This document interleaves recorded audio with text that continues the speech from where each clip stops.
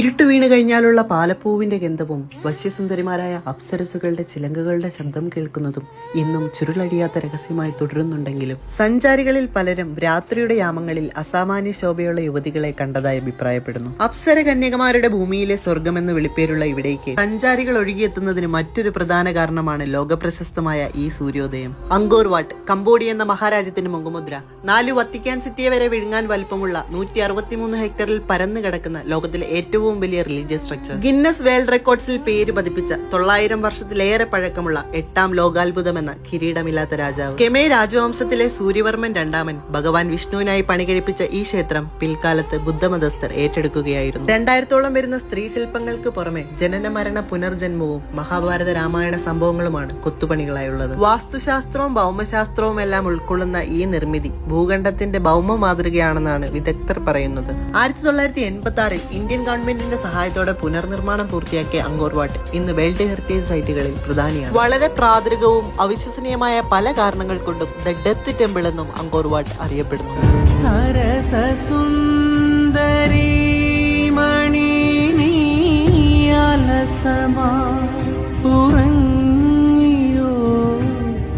കനവു